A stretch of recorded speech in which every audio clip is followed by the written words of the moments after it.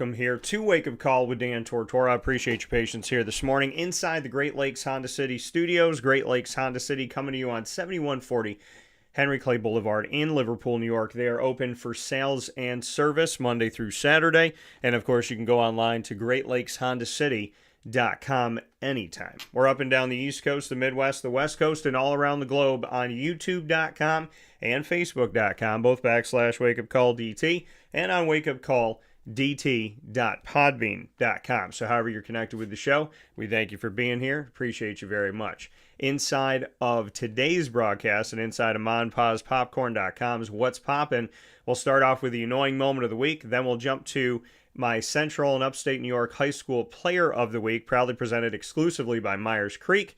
Then we'll get into Lead, Learn, Evolve, Ad-Lib, and Deliver, proudly presented by Chick-fil-A Cicero. The top dog of the week will be announced, proudly presented by K-9 Kamp Dog Daycare. And I will air my special with the president of Onondaga Community College, Dr. Warren Hilton. All that's coming up where sports meets life here on Wake Up Call. So let's jump right into it with the annoying moment of the week, proudly here with you this morning. And my annoying moment of the week, man, it's got to be treat people the way you want to be treated. It's got to be that. You know, I know it's the golden rule, but it's the truth. Treat people the way you want to be treated. You know, I feel like people get so comfortable just treating people however they want to treat people, but you should treat people the way you want to be treated, right? People make mistakes in life. People aren't perfect. Things happen in life, right? But, you know, when you're out at the grocery store, are you treating people the way you want to be treated? You know, I think that's something to think about, right? When you're in your car, right? How many of us are like that, right? When we're in our car and we're doing our thing and we're trying to get somewhere, do we treat people the way we want to be treated when we're driving in the car, or are we rude and saying things that we would never want anybody to say to us? You know, I think it's important to pay attention to this stuff. You know, you gotta treat people the way you want to be treated, because it always comes back around. Whatever you do always comes back if you don't correct yourself. And it's not me wishing bad on anybody. It's just reality of, you know, you got to treat people the way you want to be treated, or face the consequence of not doing that, right? You know, or doing the opposite, treating people poorly when wanting to be treated good. Everybody wants to be treated good. I don't think there's anybody on this planet that doesn't want to be treated well. But does everybody treat people the way they want to be treated? Probably not. You know? And I think there's times where I've taken a step back and been like, man, I could have been better with that. I could have been better with this. You know, and then you always hope that other people take a step back and think the same thing. Because the way we treat people, I mean, that speaks to our character. That speaks to who we are as a human being.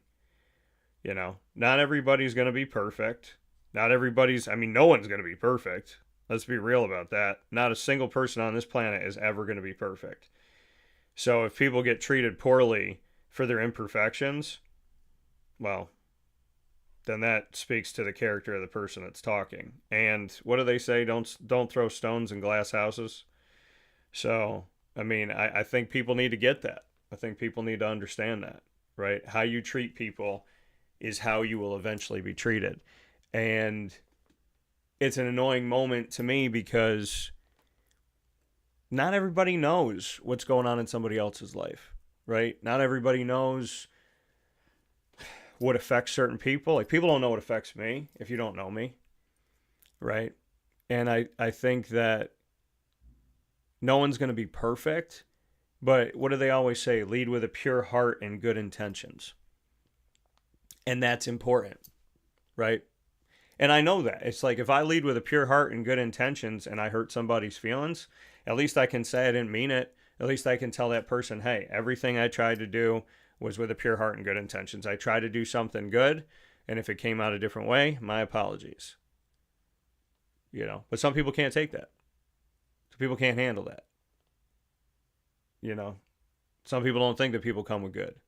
But there are some people on this planet, that seek to help. There are some people that seek to do good. It may not always be successful. It may not be what you perceive it to be. But there are some people on this planet that are always trying to do something good, even when they falter. And people will falter. Everybody does. I mean, I look at my parents and it's like, have my parents and I always agree with each other? No. But if my mom says to me, hey, what I'm saying today may not be what you like, or you may not understand it, but I am just trying to help. Right? And you say, okay, Ma, thank you. I appreciate that. Right? I may say to my dad, I didn't say that the right way. I know what I meant to say, but I could have done better with how I said it. Right? But you have to be given that grace. You have to be given that grace. Because not everybody's going to know. Not everybody's going to know. Not everybody knows you. And even when they know you, they may not know you. I mean, there's people I may know for years, and, I don't know that there's certain things that they're not okay with or they are okay with. So you learn. But, I mean, when you treat people the way you want to be treated, you hope that that's enough.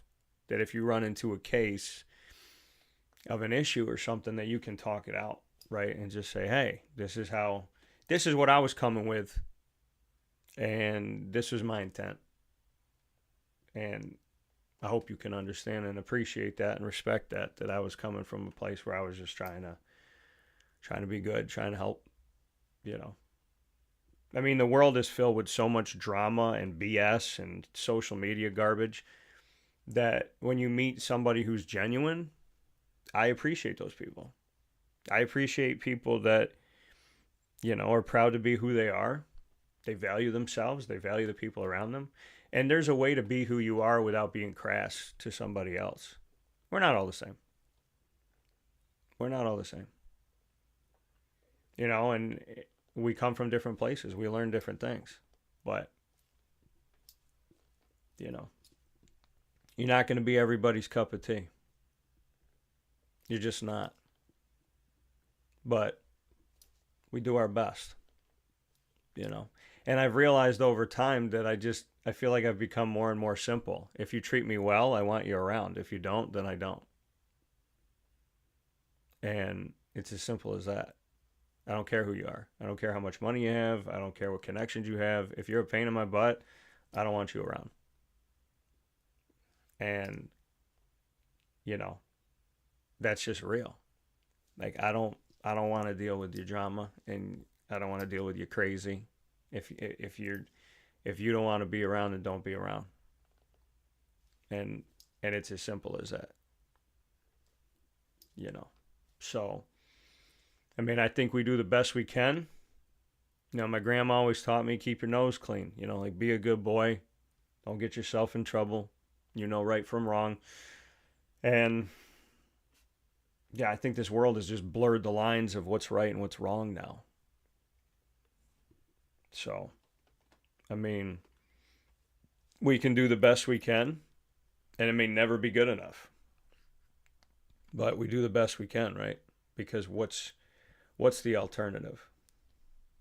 Right? If you're going to hate me for being me, then hate me. What do you want me to tell you? I don't care anymore. If you don't like the person I am and what I bring to the table, you don't have to abuse me. Just don't talk to me. And that's just how I think it's got to be. I mean, I thought life was simpler growing up as a kid, and maybe it was, or maybe I was just a kid and I didn't know. But I feel like adults are just a pain in the butt sometimes because we make things so difficult. We want to fight about everything. We want to worry about everything. We want to tell people what to do and how to do it and where to take it. And it's like, just be yourself. If it ain't good enough, then it ain't good enough. But I'll tell you one thing. I'm not going to fit anybody's check boxes. I don't flow with those people. You better match all my checks or else. I don't match with those people. I'm not friends with those people. I remember a long time ago, years ago, somebody talked to me about that. They're like, if I get all my checks in a row, then I'll know that and I'm like, good luck. I mean, go do what you got to do. I mean, life ain't perfect, right? You're going to deal with adversity. You deal with friction. That's life. You know, life is friction sometimes. I don't think any one of us can say that we've never argued with a parent. If you're a grown human being, I don't think you can ever say, nah, I've never argued with my mom. I never argued with my dad. Well, then maybe you weren't honest with them. You know, sometimes honesty creates arguments. Not because people hate that you're being honest, but some people get away about things. So, you know, I mean, I've had to have conversations with friends and them with me, you know, and I think one of the hardest things a human being thinks exists in this world is admitting that you're wrong. But I think only the strongest people do. Because a lot of people hear that they're wrong and they just flip out. They lose it. They're hypocrites. They dish it, but they can't take it. And, you know, when you're wrong, it might, you know, apology may not be accepted, but you still got to try. And we're all going to be wrong sometimes. So how are we going to handle that? Right? How are we going to move forward when we are wrong, when we can do better? And, you know, I want to be around people that can admit when they're wrong. I don't like narcissists. If you're a narcissist, you should seek counseling, because you will leave a path of destruction and you'll ruin everything good in your life. So, I mean, I would just say, go out there and just be a nice person and treat people well. You're not always going to get it back. You know, but there is a truth of kill them with kindness.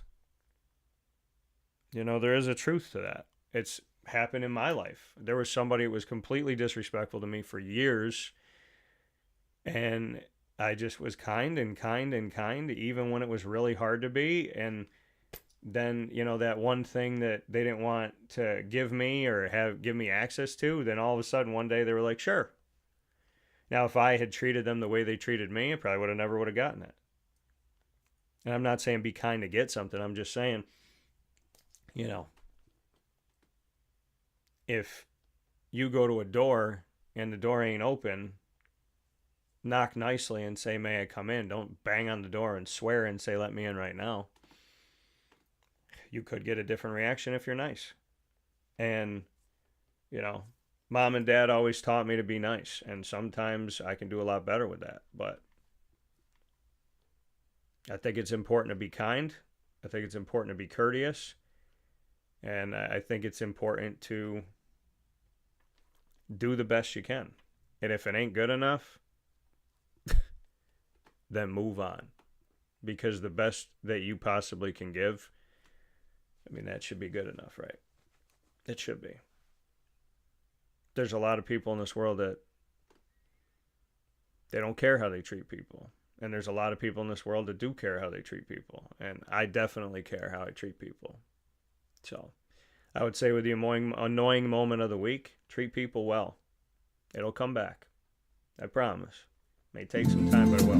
Looking for your next ride? Look no further than Great Lakes Honda City, located on 7140 Henry Clay Boulevard in Liverpool, New York. Serving our community for decades, their new and pre-owned vast array of vehicles are available to you Monday through Saturday on site. To search from home, shop at GreatLakesHondaCity.com. Call 315-365-5576 to set up an appointment. That's 315-365-5576 for Great Lakes Honda City, 7140 Henry Clay Boulevard in Liverpool, New York. Great cars, great people, Great Lakes.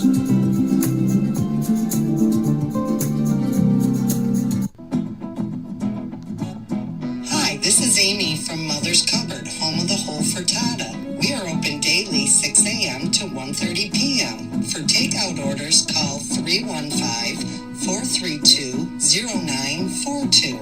And tune in to Wake Up Call with Dan Tortora for our monthly food challenge and try our Wake Up Call signature menu item available 7 days a week.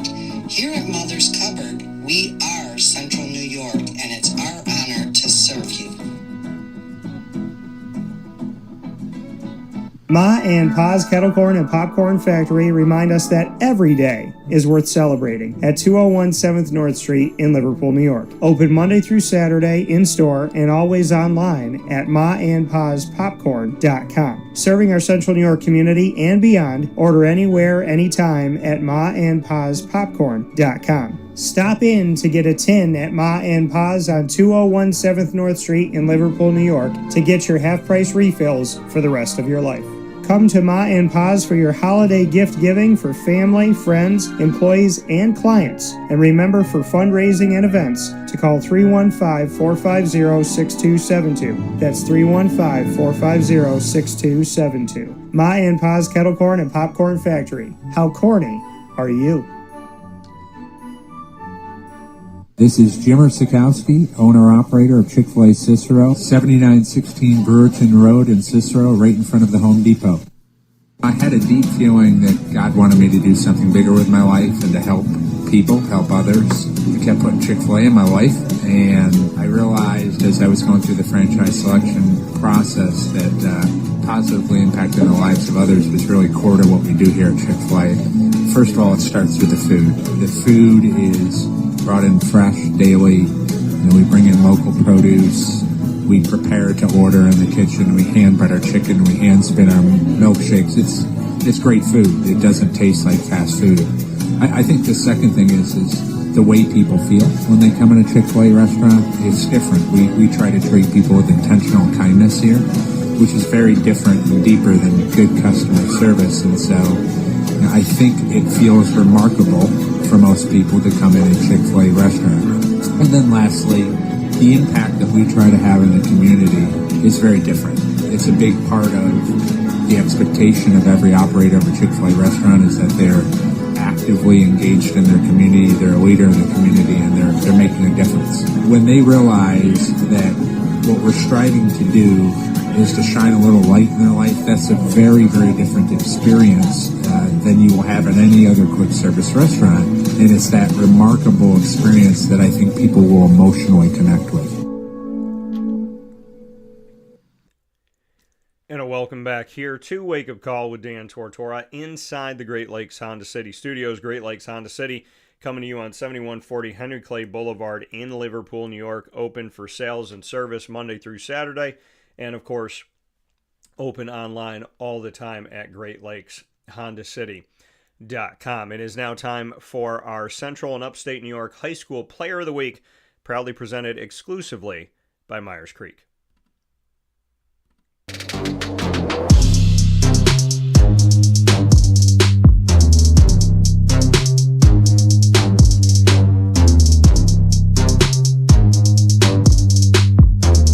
My Central and Upstate New York High School Player of the Week, proudly presented by Myers Creek. I couldn't pick just one person on this team. It's the entire Oneida girls flag football team. Why? Because they're 6-0. They got the best record in Section 3 right now at 6-0, and they just won their home opener 34-6. So I got to shout out the Oneida flag football team, Oneida girls flag football, absolutely crushing it out there. And I love that flag football is here in Central and Upstate New York. I'm a big fan of the fact that it exists here. And, it came in a few years ago, and I was talking with, one of the director of athletics at one of the local high schools here in Central New York about it. And they're like, hey, we're thinking about doing this, and we're trying to get everything, essentially get everything together, find out who else is going to be with us. And it happened. They did it. They put it together, and I'm so excited that it's here. I'm happy that it found legs. I'm happy that, there's girls that are going out for the team and that want to play, and there's girls that are coming from Central and Upstate New York that are moving forward and going to be playing in college. So I absolutely love that girls flag football is here in Central New York. I love that colleges and universities, including Binghamton University, are creating teams.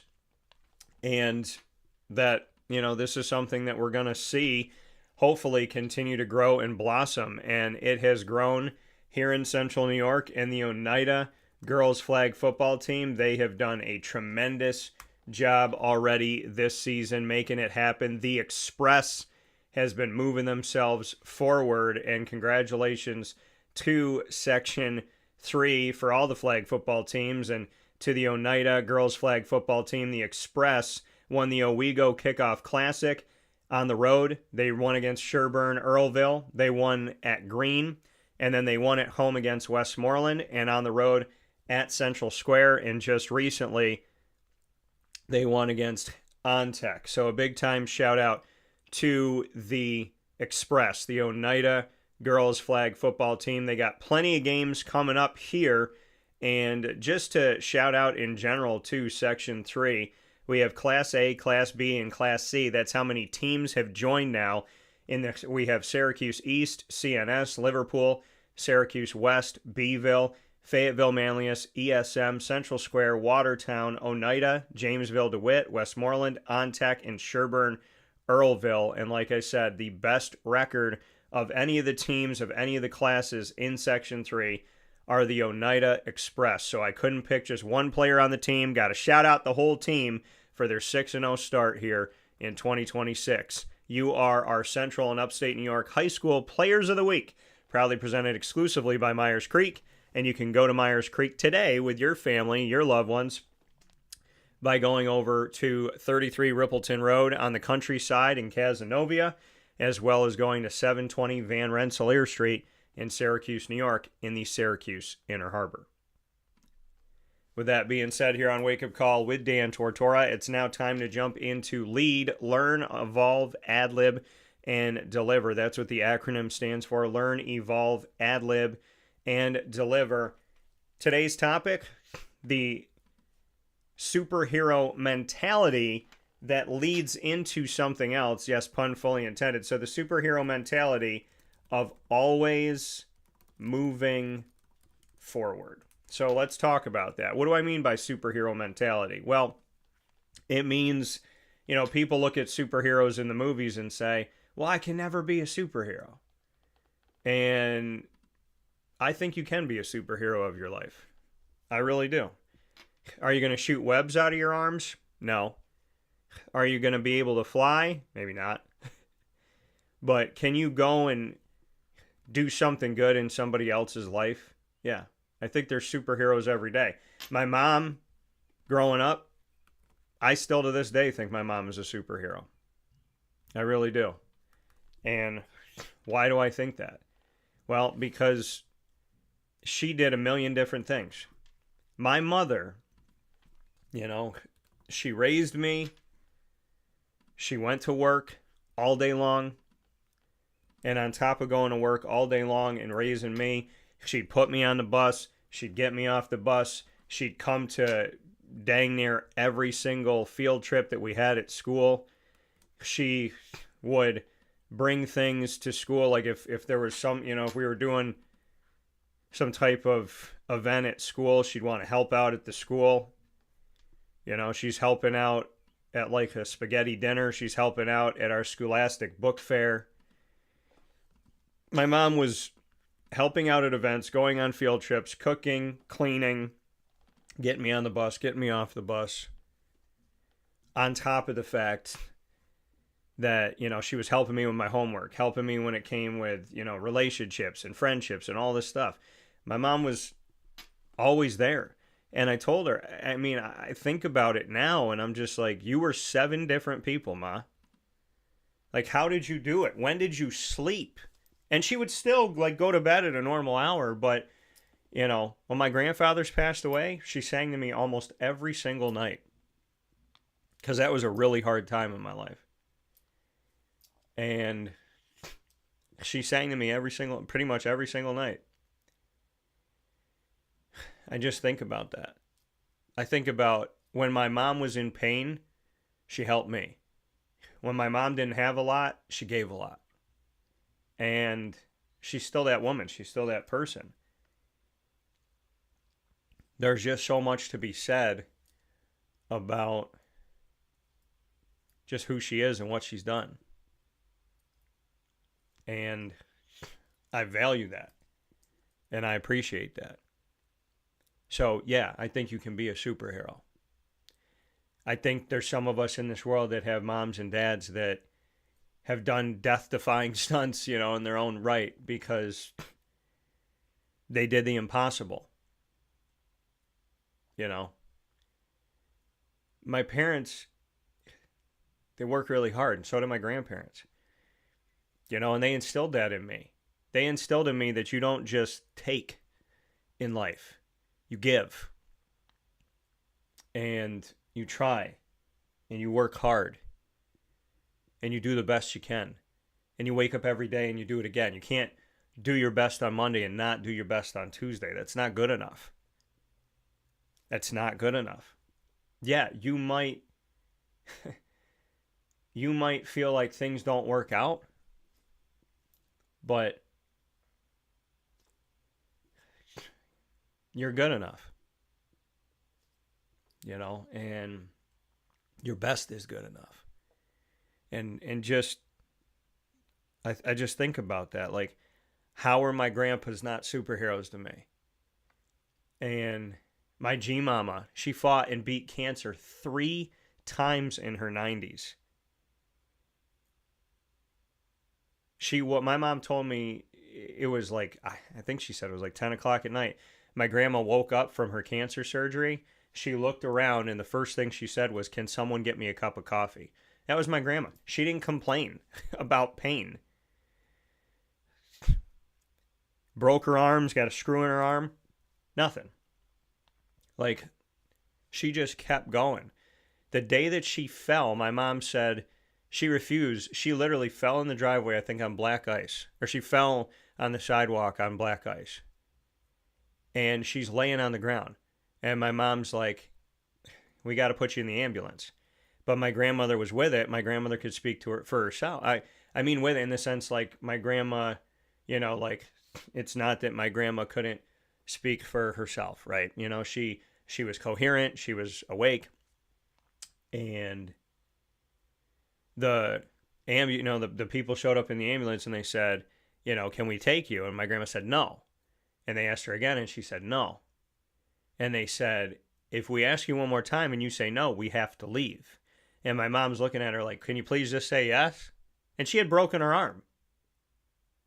But she didn't want to go. She probably just wanted to go back inside and cook.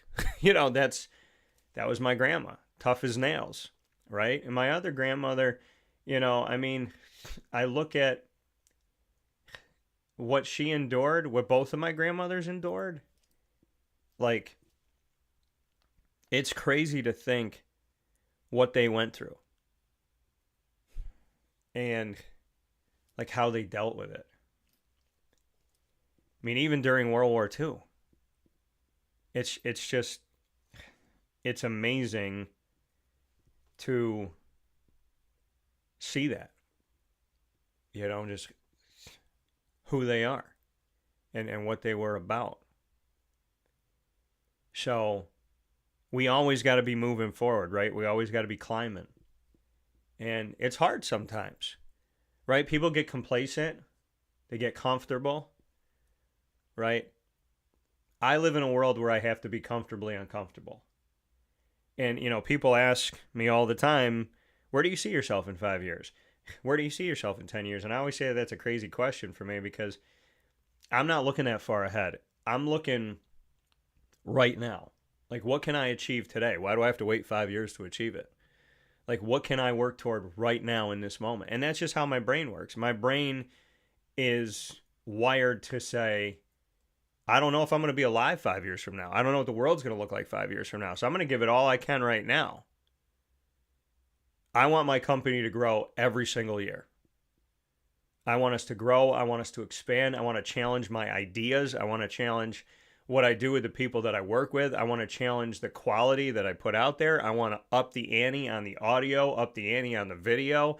I want to learn, grow, evolve. I want to do all the things that lead is. I want to learn, evolve. I have to ad-lib a lot. People have no idea what it's taken for me to be on the air sometimes. when this don't work and that don't work and this don't make sense and this isn't talking to this and I still got on the air. There was like a 6-month period where it was a struggle to like get on the air because of internet issues and different things that were going on. So, you know, that's something that, I mean, it's like you want to forget it because it was a really stressful time. But at the same time, it's like, dang it, I did it. You know what I mean? Like, I'm proud of that. I'm proud of the work that I did. And how I did it. Because it was hard. There were times where I was like, you know, how am I going to figure this out? You know, and just asking God, like, help me figure this out. Help me come up with an idea. Help me do this. You know. And to me, God is real. He's not some like mythical creature and some magician. Like, he's real to me. When I call to him, I feel like he's like, I'm here. What do you need? And, you know, so you do the best you can. You do the absolute best you can. But, you know, to always be moving forward. And what do I mean by that even more so? You can't live in the past. You can't live in the past. My dad that's a big thing that my dad always wanted to teach me. He was like, you can't live back there. There's nothing there for you. Whatever's happened to you, it's over, it's done. Whoever did it, they're gone. Like, you gotta forget about it. You live in the past, you will fumble all the time. Because we all got things in our past that hurt us. We all got things in our past we had to get through. But if you get through it, why would you go back in? You know when you're playing a video game, if you beat the level, do you go to the next level? Or do you go back to the level you just beat and try to beat it again? Because that seems kind of redundant and stupid. Or do you keep going? Right? Like playing Mario growing up, if I got to World 8, I'm not going back to World 7. I'm trying to get to World 10 or wherever the end of the game is. I want to say it's 10, maybe it's 12. Haven't played in a while. But, like, where are you heading?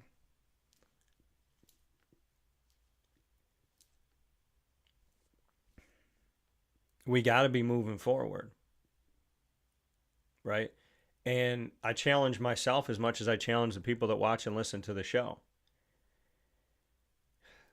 We're all going to make mistakes. We're all going to have tough moments, right? But you can't go into it going, well, I'm going to make a mistake, or it's okay if I do this. It's you got to do everything in your power not to. And you got to do the best you can. Because you only got one life to live. And listen, I'm a culprit of this, of thinking, like, if I'm not feeling good today and I want to just sleep, right? Or I really just I just need a day,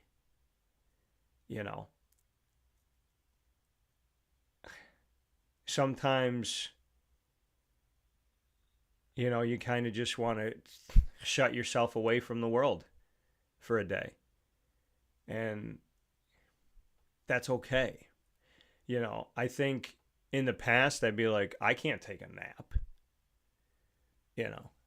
I can't go take a nap because I got to be working. I got to be working all the time.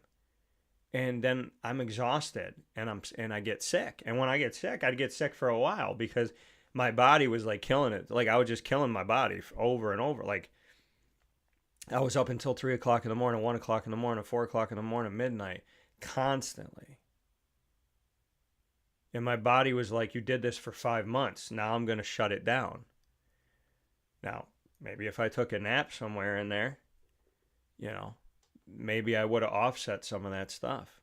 And sometimes we need it, right? I know how I am when I don't get sleep. I know what that does to me. And not getting sleep can do something different to everybody, but there's studies that have shown that when people don't sleep for 24 hours, they can be irritable.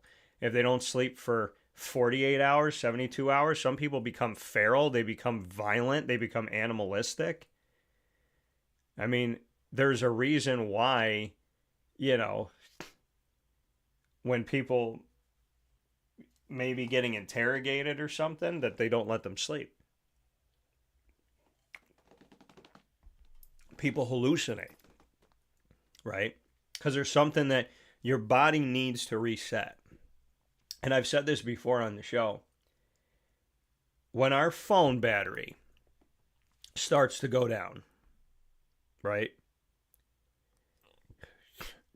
We charge our phone. But when our personal battery, right, starts to go down, do we recharge ourselves? Right? Do we sleep? Do we rest? Do we relax? Yeah, I'm the type of person where if I had a stressful day, I want to lay in bed and watch something funny. I just do. I want to lay in bed and just watch something funny, watch something that makes me laugh. And that's it. You know, I mean, that's, and even, you know, if I had a day that had no stress, I still want to watch something. If I'm going to watch something, I want to watch something that's like, it provokes my mind or it makes me laugh. Like, depends on where my head's at. But most of the time, I want to watch something that I can like not pay attention to before I go to sleep. Like I turn on Everybody Loves Raymond or New Girl or something, you know, something I've seen and I can kind of pay attention, not pay attention, and then I can just doze off and fall asleep. That's what I like. Not everybody likes that. I've met people that are like, I can't have a television in my room. I can't watch television in my room. I can't do any of that. And I'm like, okay. And they're like, well, if I was ever around you and I was in your room, you can't have a television. And I'm like, yo, I'm going to have a television in my room. You don't like it? I mean, do you, boo? But I have a television in my room. Okay. Like, it's something that calms me. Do I need it all the time? No. But I use it when I want to use it. Right? So, I mean, you got to kind of know what helps you move forward. You had a tough day. You know, sometimes you just go, like, sometimes, I mean, it's little things in life. Sometimes I just look forward to going home and taking a hot shower when it's cold outside. You know, sometimes I just look forward to going home, taking a shower, totally shutting my brain off. You know, sometimes it's going for a run. I did that a couple days ago. It was 30 degrees outside.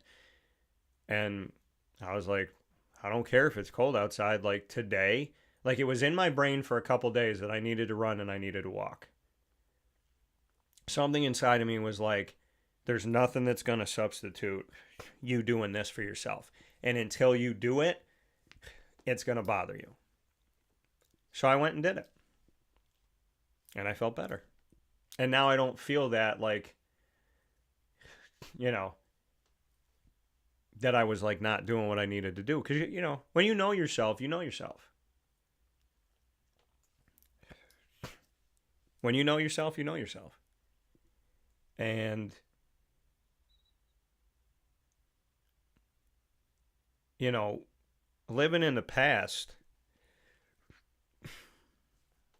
it doesn't help anybody. Because you realize you're living in a place that you can't change.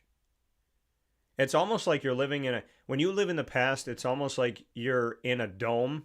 Like think about going to an IMAX theater, like the one at the most, right? The one that's like curved like a dome. So think about that. It's like you can see everything, but you can't touch it and you can't change it. Like, it's like when you live in the past, you've essentially put yourself in a dome atmosphere where you can watch everything happening, but you can't do anything about it. If you live in the present, you can do something about it, right? You can't do anything about the future, and you can't worry about the future because you have no idea what's going to happen. There's things that have happened in my life that I did not expect, and you can't prepare for everything. All you can do in the present is put yourself around people that you enjoy their company and do what you love and love what you do and know the things that make you smile. You know? Sometimes I just want to hop on a plane and go to Florida for a few days. It's my second home. And I don't owe anybody an explanation for that. And I've done it before. I've been like, you know what? I think I just need to get away. And I would just go because it was on my heart. And I was like, well, I can do it work-wise. I can do it schedule-wise. I'm going to do it. I'm not somebody who is going to shirk what I need to do. I'm going to look at what I need to do, and I'm going to say, can I make it work? And if I can make it work, then I'm going to do it. You know, I think, and I want to say this, and I hope my parents are listening. Your parents will give you great advice. And I'm not saying everybody's parents going to give you great advice. I mean, some parents might give you bad advice. But I'm saying, like, there's like the thing that they put on TV, right? Where your parents give you this advice and you don't take it and you don't take it. And then like later on in the movie, the person's like, you were right. I mean, there's a reason why certain things get put in movies. Certain things are true. And, you know, there's things that my parents told me a long time ago. And you don't want to listen. And then all of a sudden you're driving around one day and you're like, that makes sense. That's actually something that if I had done it sooner in life, I would have been a lot more peaceful. I would have been a lot more happy. You know. And, I mean, you know. Listen, we're bound to make the same mistake over and over again if we don't grow. And growing is hard. It's very hard sometimes because people get stuck in their ways. You know, they say, why are there so many single people? Why are there so many divorced people? Because a lot of people get stuck in my way or the highway, and nobody wants to deal with that. I can promise you, nobody wants to deal with a person like that.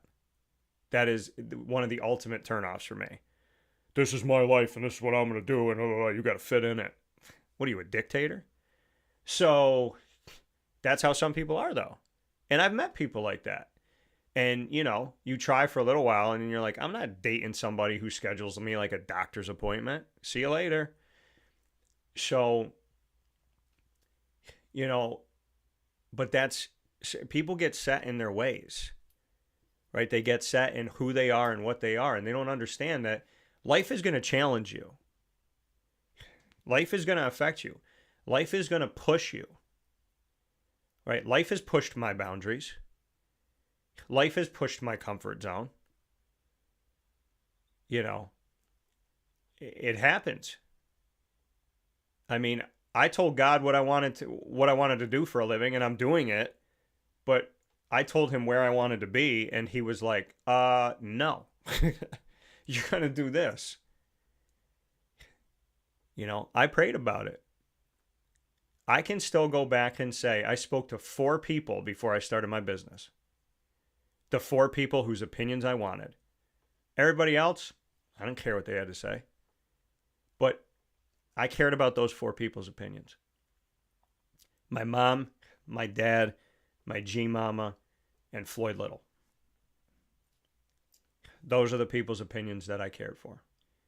And now, I mean, Floyd's up in heaven, but I can count on less than one hand how many people I go to about the things that really matter to me. On less than one hand. You know, I mean, you keep it close. You have to. You know, and you still got to make your own decisions in life.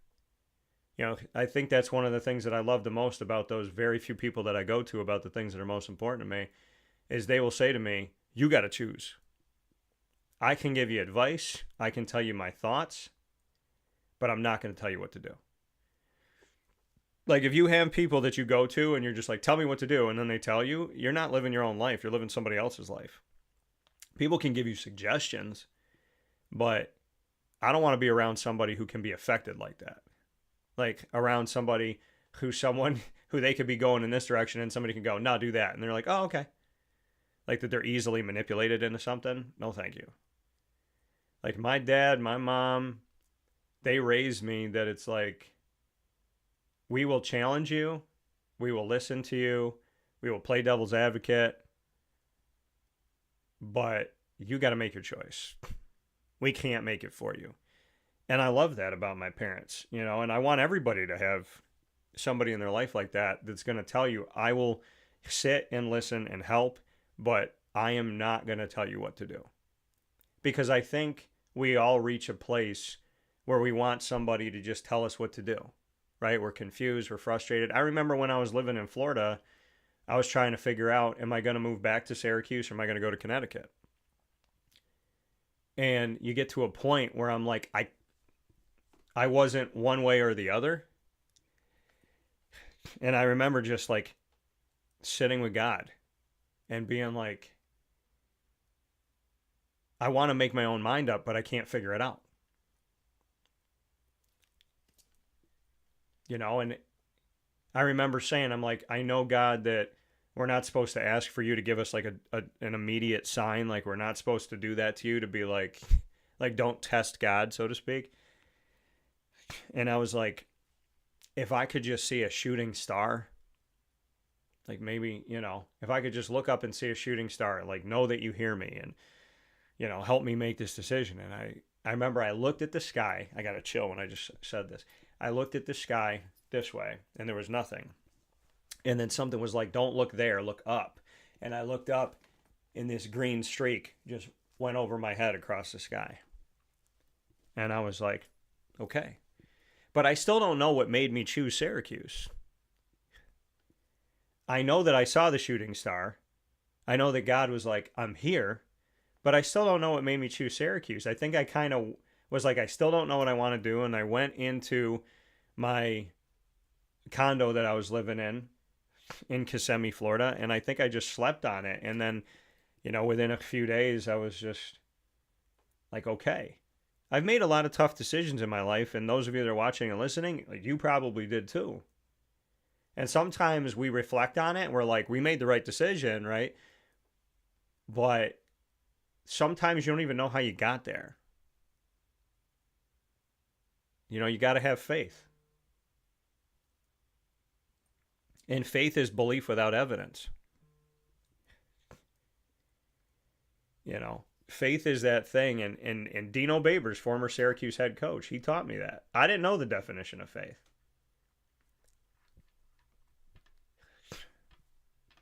I didn't. Like, I always, whenever I hear about faith, I always think about God, right? Like, when they say have faith, it's like trust in the Lord with all your heart, with all your soul, with all your might, right? But, you know, I sit here and I think about just having faith. And it never dawned on me what that definition was. That it's belief without evidence. And a lot of things in my life, there was no evidence that if I came back to Syracuse, I was going to like it and it was going to improve my broadcasting career. When I decided to move back to Syracuse, I had no intent of starting my company right when I came home. I wasn't even thinking about that necessarily. So, you know, I mean, we never know what it's going to be and what it's not going to be. We don't know. But you always got to be moving forward, right? And like I said, I hope my dad's listening, because my dad always has said that to me. Don't live in the past. You got to stop living in the past. You can't compare anything in the present to what's in your past. It's going to kill you, right? It's going to defeat you every time, because the businesses you work with now, the businesses that were not great to you in the past, you can't hold the new ones accountable for the sins of the old. You had a friend who broke your trust. You can't worry about that when you make friends now. You dated somebody and things went bad and she did X, Y, and Z. You can't put that on the person you're dating now. My dad has always said that to me. Whether it's romance, friendship, business, you can't live in the past. You got to go like it's new. You got to let a person show you who they are. And then you decide what you want to do. But you got to let somebody show you who they are. And I want to believe the best in people. You know, I kind of just realized that recently because I didn't think that. I was like, man, sometimes I feel like I see the worst in people. But recently it kind of hit me. I was like, I really do try to see the best in people. And I try to give people the benefit of the doubt. And I realize that not everybody does that. Some people are looking for the one thing in you that they don't like. They're not applauding the good. They're looking for the bad. And my parents also taught me, if you look for a problem, you will find one. Because you're going to create it. Like if you're looking for bad, you get what you give. You know, my buddy Brandon growing up, I remember he would always say to me in college, positivity is the key to success. Positivity is the key to success. He was like, if you don't have a positive mind, not going to be successful. Can't get in your own way. If you have positivity, positivity will find you. If you have negativity, negativity will find you. You can ruin a positive thing by being negative. You can. You know, there's things in life that are great, but I mean, I look at a team that I covered years ago, and they had a ton of talent, but they had some really negative people in their locker room. Some really just bang your head against the wall. Why is this person this way? Negative. And the team failed. It broke apart. As talented as they were, they broke. You know? And I think it had something to do with the negativity. It had to do with the virus in the locker room. You can be talented, you can be great, you can bring it all to the table, but you can't be negative. You cannot be negative. Why would anybody want to be? I think that's the bigger question. But I think a lot of that stems from the past, right? When we're little kids, we're all positive. What do they say? Little kids, we don't know any better, right? When you're growing up, you're taught love or you're taught hate, but you don't know either. It's the people around you. What are they teaching you? Right? If you grow up in a house where you're loved and appreciated and valued, then, you know, you'll see that and experience that. If you grow up in a household, a bunch of cold people that don't care and they just pick on each other, you're probably going to grow up to be a pretty mean person. But, you know, you got to make a choice. And we're all humbled. You know, I've been humbled plenty of times. I remember I asked God to humble me because I really felt like I got off the path, and I asked God to humble me. He did. He definitely did. But I asked for it. I was like, I'm not shying away from it. I need to be humbled. And he was like, all right, agreed. You know, if he didn't agree with me, then he probably would have been like, no. But, you know, I need to be humbled. And I learned a lot from that. But I mean, you can't move forward in life if you're negative. You can't. You got to be positive. You know, and I tell people this all the time. You got a problem with me? Tell me. Tell me respectfully. Tell me kindly. Because if you're mean about it, I'm not going to listen to you. If you yell at me, I'm not listening.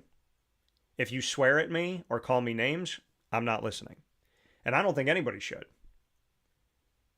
You know, I got to a point in my life where if you yell, swear, and call me names, I don't hear anything you're saying. You could be 100% right. I'm not listening. Because I'm never going to deserve to be called a name any more than anybody else is. So I'm not going to listen.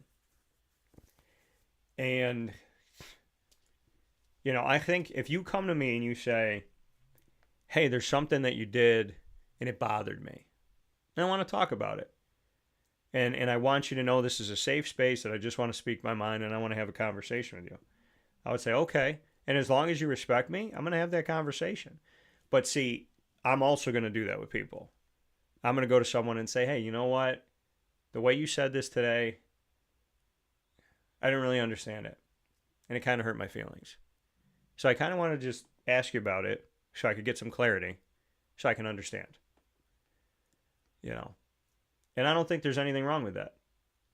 I don't think you should ever look for a problem in somebody, because you'll find one if you do that. But, I think the best thing you can do is just ask. Hey, why are you like this? Why is this where you go? Some people have knee-jerk reactions that you're like, why would you do that? But we all don't think the same, right? Like, I've talked to people before where if you say something positive, they flip. Like, if you're like, oh, I'm just trying to help. I remember years ago I said that to somebody. I was like, oh, I'm just trying to help you out. And they just flipped, oh, I'm a jerk, I'm this. And they started calling themselves names. And I was like, wait, why are you doing that? And is that a guilt because, like, I'm trying to help and you're trying? I mean, it's like this defense mechanism of, like, I'm going to put myself down because, and it's like, why would you do that to somebody? Like, if somebody said something to me and it affected me in a way, but they were like, hey, I was just trying to help, I would say, I understand, but it didn't come across that way. But I'm not going to flip out and be like, oh, I'm a terrible, like, I don't think that that's smart. But see, I'll reflect on things that I've done in life and I'll go, where did these get you? Like, I might stay up late working on something and get less sleep. But when I'm in a groove, I know I'm in a groove. And I got to follow that groove. And I'm never going to knock myself for that. I might get out of bed at 4 o'clock in the morning and go to my office and write something down. Because I need to. If I was married to somebody that's like, you get up at 4 o'clock and you wake me up and you're such a jerk, get out of my face. You know what I mean? It's like, this is my process. This is how I learn. This is how I develop. And people have to understand, no one's going to be the same as you. No one is going to be the same as you. Right? Like, if you're looking for someone to be just like you and do everything the way you do it and think the way you think and talk the way you talk, you're going to be a very lonely person. My closest friends, we don't agree on everything. We talk differently, we think differently about certain things, and we think similarly about certain things. But we're different. My dad and I are different. My mom and I are different. But then we also have similarities. There's things about my dad and I that are similar. There's things about my mom and I that are similar. But you can't make somebody come to your side. You got to just be. And I think that's what this world has lost at times.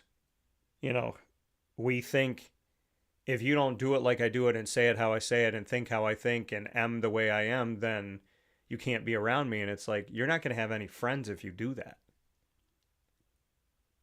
You're not going to have friendships. Because they could be looking at you going like, you got too many dang rules. I don't want to be around somebody like that. I just want to be myself. And being yourself, that's important. But you can't be yourself in the present and live in the past. You can't. And I will tell you, it's quicksand. It's like tying a chain around your neck. You can't live in the past. And I'm a culprit of it. I'm not going to say I'm not. I mean, I tell you on the show all the time, if I'm wrong, I'm wrong.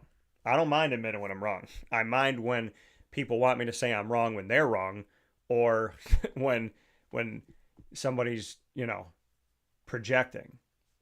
I mean, I took general psychology. There's a lot of things that people do to make themselves feel better about themselves when they're wrong. And I don't know. I'm the type of person where if I'm wrong, I'm wrong. But if I'm not, you ain't going to get it out of me. Like, because I think about other people and I reflect on things. And I don't wait for somebody to tell me, hey, you pissed me off. Like, I try to think about, could I have done better here? Could I have done better there? You know, because you got to just know yourself, right? You got to know yourself. And I think as we move forward in life, the best thing I can tell you to take with you is have faith, trust until it's broken. And if it's never broken, then you found the right people to be around. But trust until it's broken. Have faith. Have faith and be positive. Right? That's it. Because I don't know if I'm going to be alive tomorrow. Not because I don't want to be and not because I'm going to do anything to not be, but I have no idea what this world's going to look like tomorrow morning. I thought my grandfathers were going to be alive well past me being 6 years old. Life told me when I was a little kid that the plans we have are not always the plans we get. I thought my grandparents were going to see me graduate college. My grandfathers were both gone in 1992. I was 6 years old. They didn't even see me graduate elementary school. And that was probably the hardest time of my life.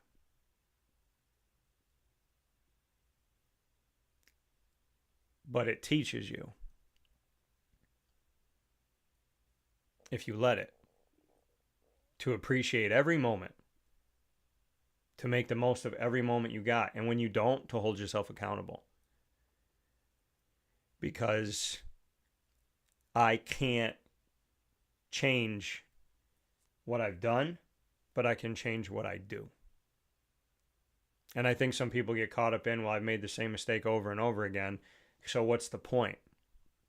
Well, you don't have to make it today. You don't have to do it today. I think that's the biggest point, is you don't have to do it today. You can be better if you want to be. And I want to hope in people. I want to have faith in people. Right? Or else, what the hell are we doing? The world needs positivity and kindness. It doesn't need another pessimistic person. Trust me. So, stay positive. Keep moving forward, and know I'm always praying for you. So with that being said, this is Lead, Learn, Evolve, Ad-Lib, and Deliver, proudly presented by Chick-fil-A Cicero. We'll take a step aside and come back with the top dog of the week right after this. This is Jim Dispenza, owner of Game Point Sports Complex.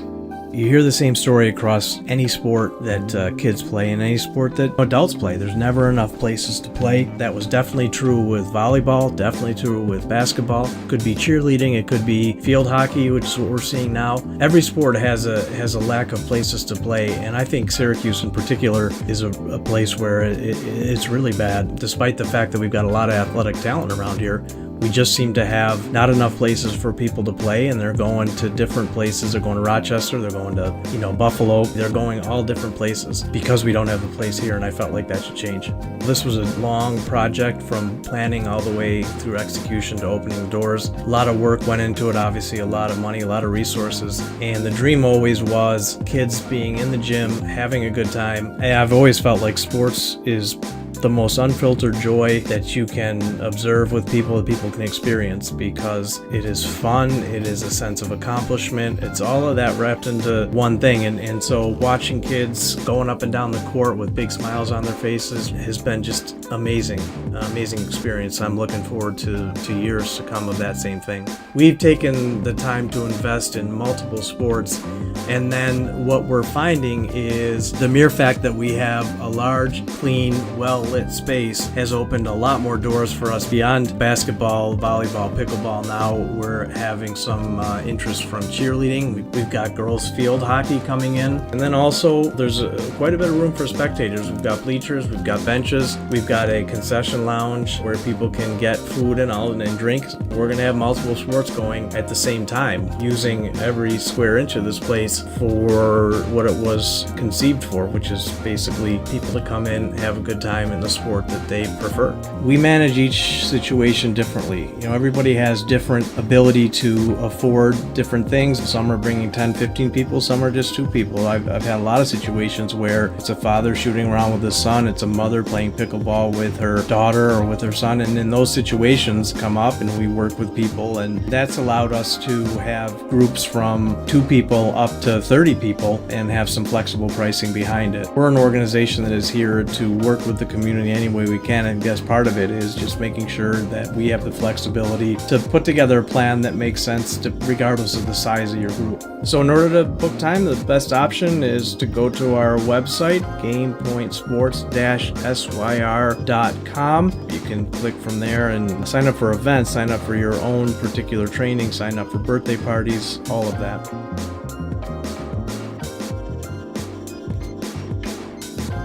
Welcome back here to Wake Up Call with Dan Tortora inside the Great Lakes Honda City studios. Happy to be here with you here where sports meets that thing called life. It is now time for our top dog of the week, proudly presented by K-9 Kamp Dog Daycare. You can call them for more information in East Syracuse at 315-437-7110. That's 315-437-7110. You can also go to K-9 Kamp.com. That is K-9 Kamp.com. So make sure you reach out to them today for daily care for your furry loving friend. My top dog of the week for this week here on Wake Up Call with Dan Tortora, where sports meets life. It's got to be the UCLA women's basketball team. I got to shout them out. The UCLA women's basketball team has never won a national championship until this season. Now, on the men's side, John Wooden won 10 in 12 years. But for UCLA women's basketball, this is the first time that it has happened for the team.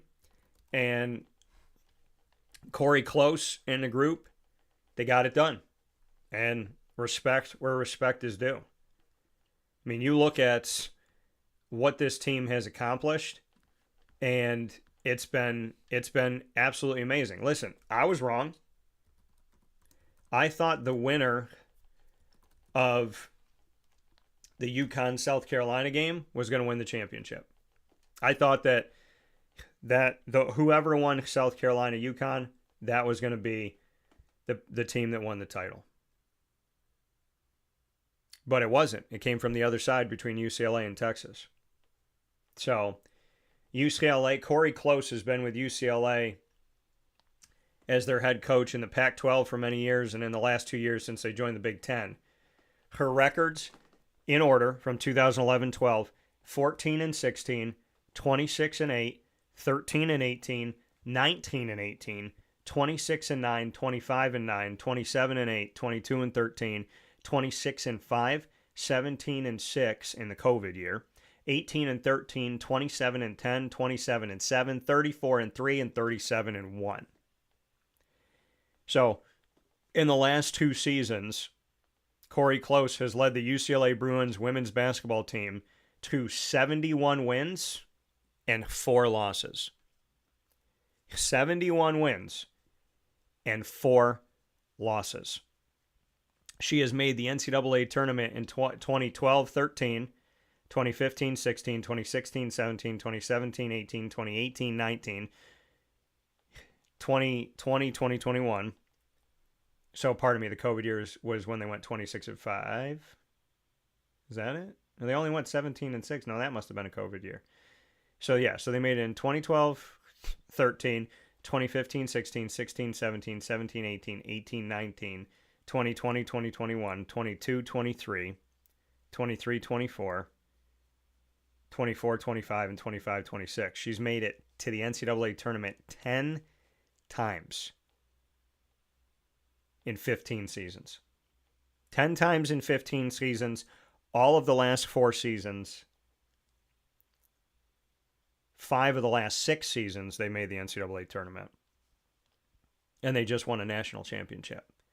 So shout out to Corey Close and the crew for being my top dog of the week here on Wake Up Call with Dan Tortora, the UCLA women's basketball team. Proud of you, excited for you, and what this future may bring. Congratulations on winning your first ever Division I women's basketball NCAA tournament championship. We'll take a step aside and we'll come back with my special with Dr. Warren Hilton from OCC, the president of the school, right after this. And now a message from Myers Creek Brewing Company, with locations at their Cazenovia Farm Brewery, Syracuse Inner Harbor Tap Room, and soon-to-be Lake Placid Tap Room.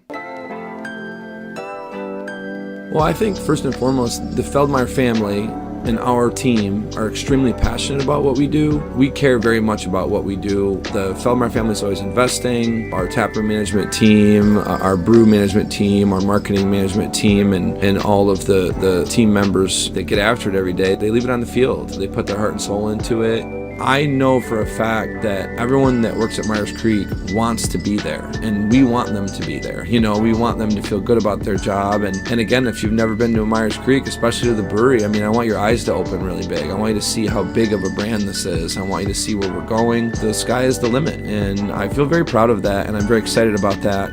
When you think of designing a menu for a brewery, it's kind of open to a lot of different interpretations. I mean, you can do American, you can do Asian, you can do Italian, and you just have to find, you know, how that meets that pub style dining experience, that gastropub vibe. And I think it's super fun for us because obviously we know that, you know, everyone in the world's going to sell a pizza or a burger or a french fry, but what can we do to be different? And what can we do to be true to who we are? We are a brewery, you know, a brew pub. So the flavor profiles are kind of all over the place. And I think it's super cool that we have a massive smoker at the brewery in Cazenovia, and we smoke a lot of our products. We have a delicious smoked turkey. We have barbecue ribs on Sundays. From a pulled pork sandwich to a chicken wing, you go to the Inner Harbor and you go to the Kaz location and you'll find similarities in the menu, but also things that are a little different and also kind of fit those different demographics or different communities, and also hopefully just drive you to try every tap room that we have open at some point because you get a little something different at each one. You know, we understand how hard it is to, you know, work every day and get after it every day, and when you're done at the end of your day, you want to go out and put your feet up in a good ambiance and good environment. So we take pride in that. We make sure that everyone knows that they're very much valued to us.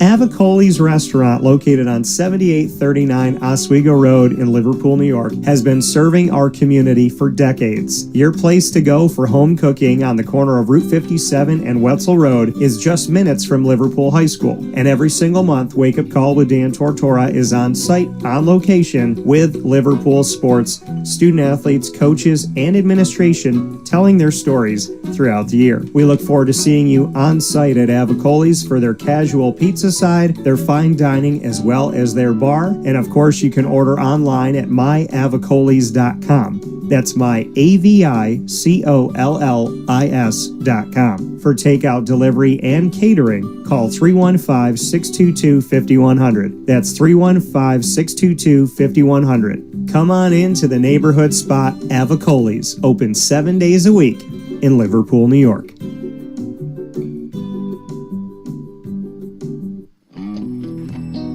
K-9 Campground Dog Boarding is your home away from home for your furry-loving friends. Open 7 days a week with drop-off and pickup times in the morning and later on in the day and early evening. K-9 Campground Dog Boarding is the spot to trust with your dog for short and long-term stays. Call 315-299-4013 for more information. That's 315-299-4013, and go to K9Campground.com as well. That's K, the number 9, KAMP ground.com, where you will find all of the information on their different cabins, which include the classic cabin, executive cabin, grand cabin, and luxury cabin.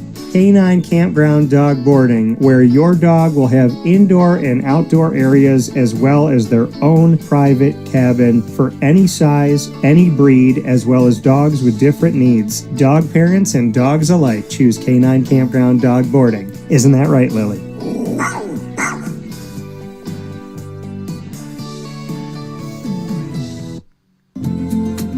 Looking for your next ride?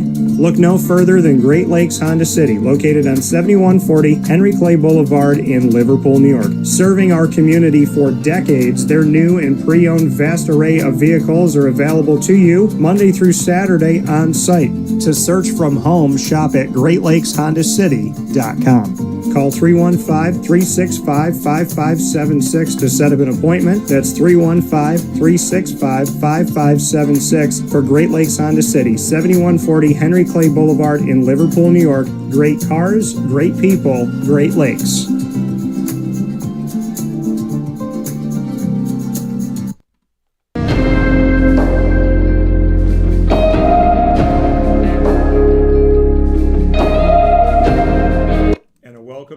To Wake Up Call with Dan Tortora on site and on the campus of Onondaga Community College. You know it as OCC, right up here on the hill in my hometown of Syracuse, New York. I am sitting here arm in arm with Dr. Warren Hilton, the president of Onondaga Community College. Dr. Hilton, how are you? Hey, doing fabulous. Thanks for having me. This is great, and thanks for coming up on the hill. We really appreciate you promoting the institution. Yeah, I mean, it means a lot to me. I know when I got asked to speak to, kind of the broadcast and media world that you have here about my career and kind of how I got started and whatnot, that's how you and I met. Yeah. So I've heard great things about you before we had our meeting, but it's one thing where there's a president or a chancellor that sits in the back and says, everybody come to me. It's another thing when someone goes to you. And it meant the world to me that I'm standing up there and I'm talking with students, and you walked up and you were like, hi, I'm Dr. Hilton, this is what I do, I heard about what you do. So why are you that type of leader that you're not waiting in an ivory tower, but you're going to people? Well, OCC is an amazing place, Dan, and, what really attracted me to OCC was the people, right? Yeah. We have really great employees here, we have really great students here, we have great people in the community that support us. And so I feel like as a leader, I want to be out with the people, understanding what their experience is, hearing the stories about what's going on. So I'm often out talking to students about, hey, tell me about your experience. Tell me what's going well. Tell me what's not going well. In the community, talking to community members about what they hear about OCC as well. That helps us continually improve. Yeah. The institution, and it helps us understand what the needs are of our students and our community. And so I just feel like you can't really lead an institution without going out and talking to the people that you serve and understanding what their needs are. So that's just my kind of philosophy. And so far so good. A little over 3.5 years here, and we're doing some great things. We just received a national award from Achieving the Dream, Leader College it's called, for our work in helping more students succeed and graduate. And so we're excited. We're excited about what's to come. You speak about the fact of not having the fear of going out and talking with your community, hearing what they have to say, And when you do go out into the community and you speak about OCC, what do you hear from the Syracuse and greater central and upstate New York community? Yeah, I would say, 90% of what I hear is good. They appreciate us being responsive to what the community needs around workforce, what the community needs about, these challenges that we're having right now in central New York that are happening all over the place. Yeah. Housing, transportation, childcare.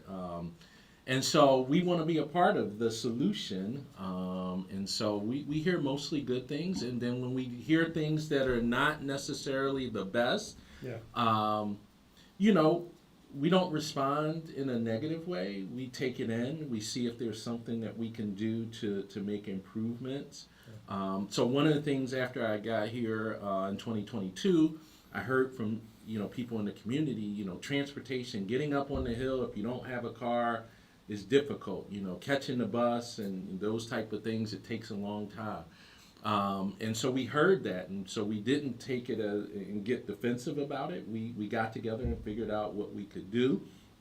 We created a partnership with Lyft, the ride-sharing company, and we subsidized 10 rides a month for our students, $10 a ride for 10 rides a month to help, alleviate that transportation issue. So we really do want to understand what is needed in the community, and if we can respond to it, we want to respond in positive ways. There's some things that we can't always, solve. Yeah. It's a bigger issue than what OCC can solve, but we certainly want to be a part of that solution. And I think I love hearing what you just said, because it listens. I mean, I've been a student, and so you're listening to a need. And I feel like in cases where I might have said something like that to the institution that I was at, they would say, figure it out. Where, you're saying, where's the technology at? Sure. Where are these companies at? There's a company like Lyft. Can we work with them?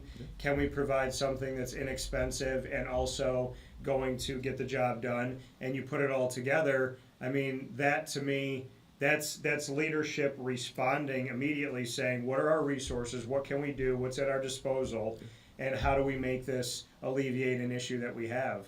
So of the greater issues, like you said, some of the things that you can't just automatically snap your fingers and they're done, what are some of those pieces that you've heard or you've thought about saying, the bigger picture things that we're working on that take a little bit of time? What are some of those things? Yeah, so, no surprise, things like housing, right? And affordable housing, right? We don't have enough housing in central New York, and we don't have enough affordable housing. And so, thinking about, well, what is OCC's role in that, right? So we train people who are going to help build houses, right? We have a construction management program. We have a welding program. Yeah. We're going to be launching a pre-apprenticeship program for the skilled trades. So, that's one aspect of it. But then another aspect of it is, being informed, hearing from our county and state partners on the things that are going on in central New York and how we can help educate the community about these things. So I give you, homelessness is another big challenge, right? And so we have students at OCC who are in effect homelessness. They live in our residence halls during the fall and spring semester. But what happens to them, Dan, in the summertime, right? If they're not taking classes here, where do they go, right? Yeah. They either go to couch surf, go to a homeless shelter, and so we work with the county and the state, and the county and state partners were very good. And if those students apply for emergency aid through the county and they qualify for it, then the county gives them a certain amount of dollars to pay to live on campus over the summer, right? So those are the kind of weightier issues that, as a college, you normally go, well, that's somebody else's problem. We're trying to think about creative ways to help solve that problem, especially for our students, but also for the broader community. Well, there's this approach of wanting to pay it forward, wanting to help, wanting to see.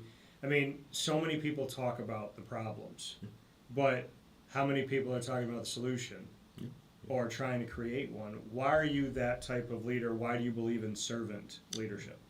Well, hey, listen, Dan, I understand folks who get to a point where they're like, I don't know how I can help. So I don't fault people who understand the problem and don't have a solution, because these are challenging things that we're dealing with. Yeah. For me, growing up in the inner city in Philadelphia and seeing these challenges as I was growing up, and then seeing people in the community get involved, right, figure out ways how to solve it, kind of taught me, hey, there is a way where even when you get to the point of, I don't know exactly what to do, well, we can have some conversations. We can think creatively about it, right? And quite frankly, in my life, I've had so many people pour into me to get me to the point where I am at. Yeah. I feel obligated that I want to be able to be a part of this solution, and so we have so many employees here at OCC who have that same feeling, like they want to be a part of the solution even beyond the college campus. You brought up something that I want to jump into, but I have to take an aside. Growing up in Philadelphia, best place to get a cheesesteak. Oh, wow. Because I've been in Philly, I've had some people tell me different places. So growing up for me, I grew up in an area called West Oak Lane. So in that area, you were going to go to Pagano's or D'Alessandro's, okay? Today, in 2026, I tell everybody to go to Angelo's Pizza. Angelo's Pizza, okay. South Philadelphia, not too far from the Italian market.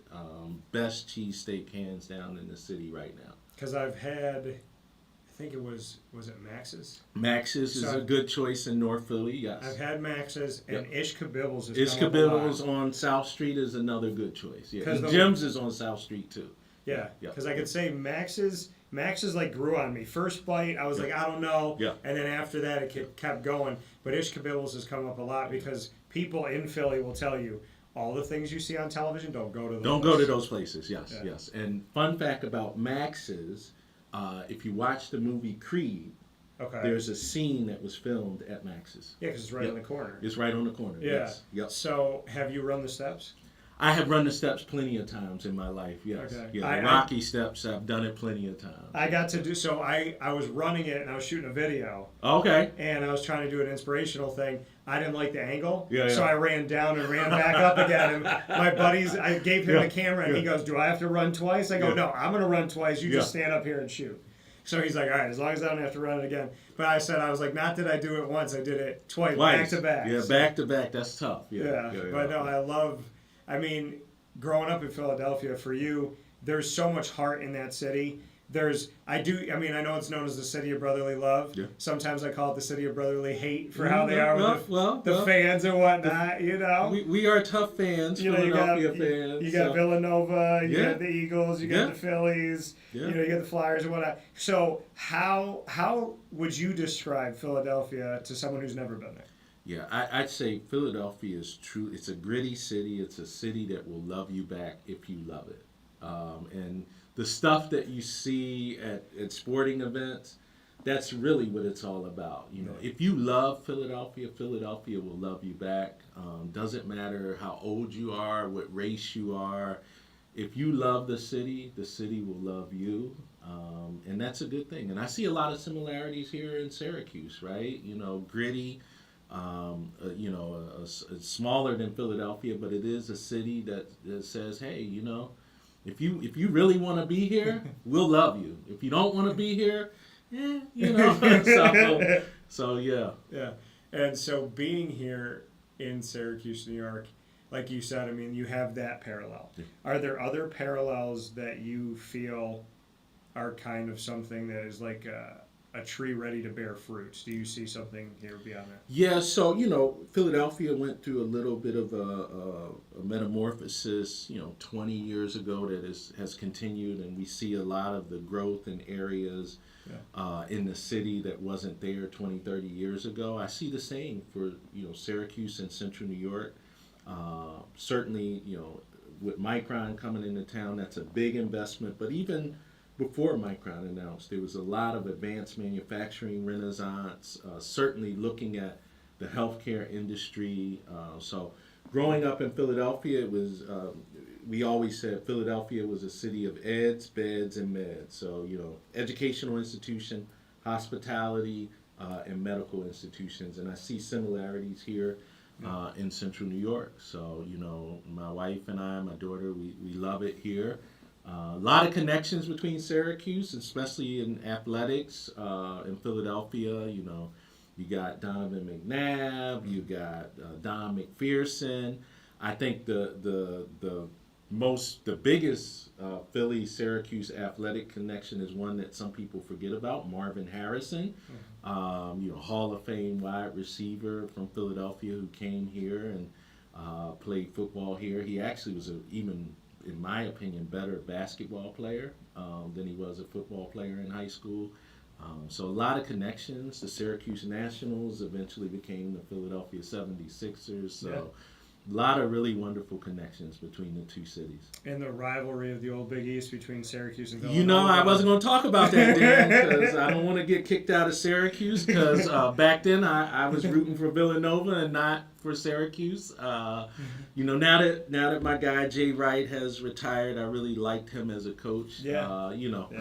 I can root for Syracuse a little bit more. As long as they're not playing Villanova, they're us. Well, if I could say this, when I injured my knee and I was working at Walt Disney World down in Orlando, Florida, I used a wheelchair for a few days because doing the crutches was like crazy going through the park.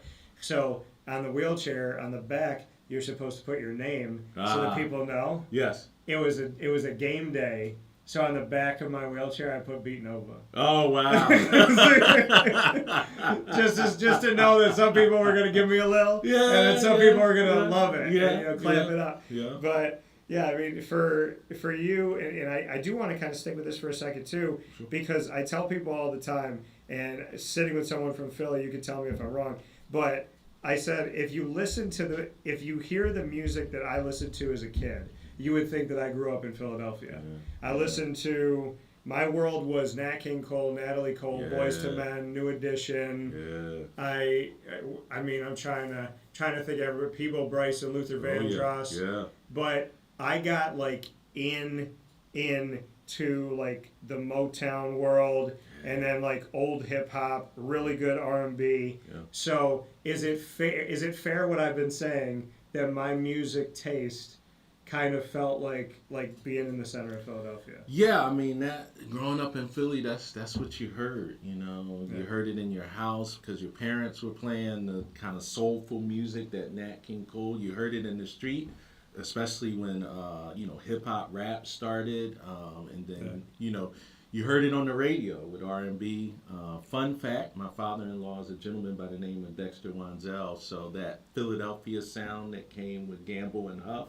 A lot of those, the music that came out of Philadelphia was either produced or orchestrated by him and some of the other legends in music in Philadelphia. So, it is just a beautiful city for music and sports and, culture and food. So, yeah.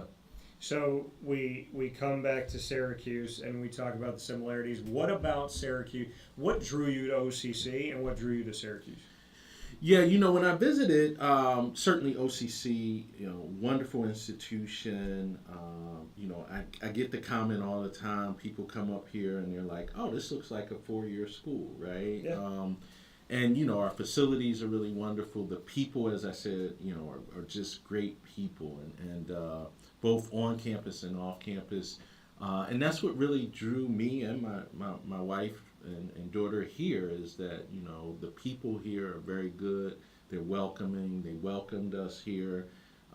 They educated us on kind of the different areas of the county and the city, and also the different cultures, right? So it's just, to me, it's a really wonderful place. Less traffic than Philly, so I'll take that. But yeah, it's just a really wonderful place, and the winters don't bother us. So we really enjoy it here, and really have made this our home. You mentioned your wife and your daughter. Yeah. How do you define what it is to be a strong and powerful family, and then to extend that out to the OCC environment and culture? Yeah, I'll do something I probably shouldn't do. I'll use a sports metaphor of the team, and that's really what family is to me. When you're on a team, you're working towards a goal, right? You don't always agree with your teammates. Sometimes you have some dust ups. But most of the time, things are really good, and you're working together, trying to figure it out. And that's really what a strong family and a strong institution like OCC is all about, right? Like, we have the same goal here. We want to help more people in our community get education that's going to lead them to achieving their dreams. Whether your dream is, I'm 60 years old and I'm retired and I want to start a new business, so I want to learn some things at OCC. Whether you're 16 years old in high school and you're thinking like, I just want to get some college credits to figure out if college is for me or get ahead. If you're 25 years old and you're making a career change, I was doing this and now I heard OCC has this program that I can graduate and go off and work for Micron or Wolfspeed or onsemi. Whatever people have as a dream, that's what we're all about, right? That's our goal. We come at it from different angles sometimes, right? We have a point guard, we have a center, using a basketball analogy. But we're here to really help the community, and that's really what it means to me. It's we're a team, and we're here with a goal. Everybody's laser focused, if you will, on that goal. And you spoke about the strength of OCC. What is it about this institution that sticks out away from other institutions, away from other junior colleges? What specifically about Onondaga Community College do you feel like is the selling point that you go out into the community and say, like, this is who we are, this is our value to you? What is that unique value? Yeah, it starts with our why. We're here to help people achieve their dreams, and then from there it basically is, we're all about the way we're structured. It's all about the people we serve, right? So as a student here, you get a navigator assigned to you. That is your person who can help you when you don't know where to go. You go to them, right? If it's an academic issue, a non-academic issue, whatever, you go to your navigator and they'll help you navigate the system, if you will. And so our structure, the way we're set up, our faculty care about our students, so our faculty go the extra mile in the classroom to help students understand the coursework. And then we're looking at, hey, what are you going to get, right? What degree you're going to get? How much is it going to cost you? I can guarantee you it's going to cost you less than most other places. And then what is that return on the investment? What are you going to get when you finish that degree? Are you going to be able to transfer to SU on one of our transfer agreements with SU with some scholarship money? Yeah. Are you going to be able to go directly into the workforce and make, $50,000, $60,000, $70,000 in some of the career fields that you can come out of here, with a degree in?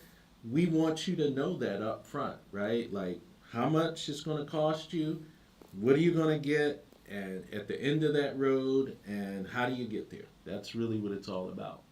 And when you look to OCC and what it means to be here and have a degree from here, I grew up with there's always this stigma around a junior college, and my mom came here, obviously well before I came to this earth. She came here for a little bit, and she wanted to get some experience before she got out into the workforce. So I had that connection, and then I was connected just in the desire to help my community and knowing that OCC is a part of the community. I got really close with Rob Edson, and then when he came here and led the athletic department, him and I had very, very similar morals, values, and missions together, and I continue to carry that. So for you, when you have that junior college stigma, how do you battle back from, this isn't a place for kids that don't have good grades, this isn't a place for the guy on the other side of the tracks or the woman who couldn't figure out what she wanted to do?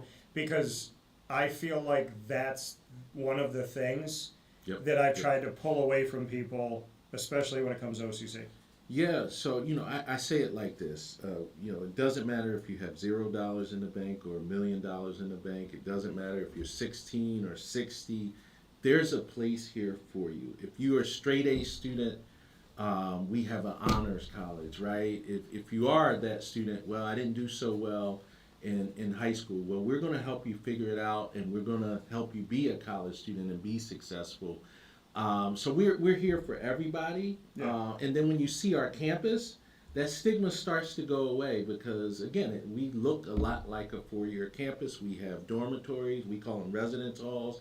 We have 20 varsity sports. So you come up here during the week sometimes, whether it's during basketball or volleyball or lacrosse season or soccer, right? Yeah. It looks and feels like a four-year institution. We have a pep band that plays at the basketball games. We have clubs and organizations and excellent facilities. So, once people get here, they realize when they visit, wow, this is an amazing place, right? This is not just, as some people will call it, 13th grade. Yep. The SRC Arena, I just feel like is such an asset and such a beautiful thing to have here at your disposal to work, with everyone that's working with the SRC Arena and to host events and have different things there. How do you utilize that as part of your competitive tools? Yeah, obviously, for our coaches in recruiting, when, athletes come and visit and they see a facility like that, or they see our baseball or softball field or our lacrosse soccer field with turf and, things that, you don't often see at a NJCAA competitive school, it really does give us a competitive advantage in recruiting. But even beyond that, for the community, it's a service, right? So all of the sectional championship games for basketball and track, and we have cheerleading. We do a lot of community events, galas and things like that in the SRC Arena. So it is an excellent venue. We hosted TBT, the basketball tournament, several times in SRC Arena, broadcast nationally. It is a gem in this community. The number of people that go in and out of that facility, drive by the facility, it's hundreds and hundreds of thousands a year that are able to benefit from that. We have a YMCA in the facility.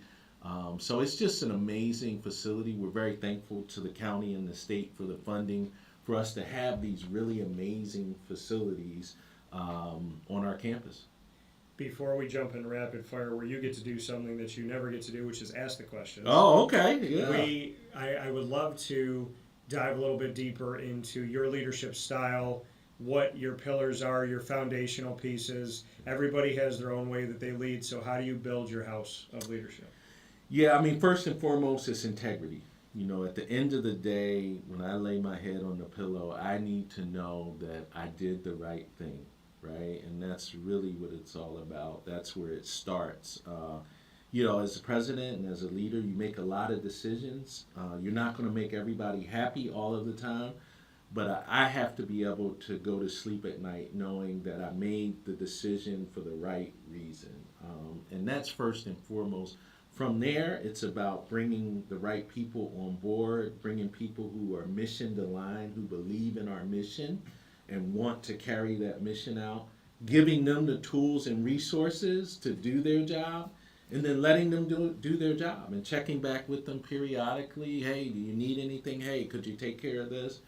And that's really what it's about, start with integrity, communicate to people what your expectations and vision are, and then bring the right people on board and get out of the way. Let them do what they do. So, yeah.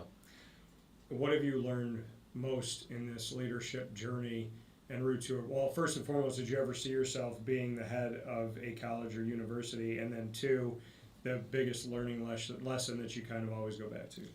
Yeah, I think I'll answer the question very similar. Both questions are very similar. It's about listening. Listening to good guidance, being informed. And to answer your question, I never thought about being a college president or a university president until I listened to people around me who thought they kept saying to me, no, you'd be really good at this. And I listened and I got their guidance, and I realized that they were right. Like, I wanted to have this type of impact on not only our students and our faculty and staff, but to the community. And I'm very thankful to be at a place like Onondaga Community College, where we're doing some really wonderful things. And what are some of those things you're working on right now?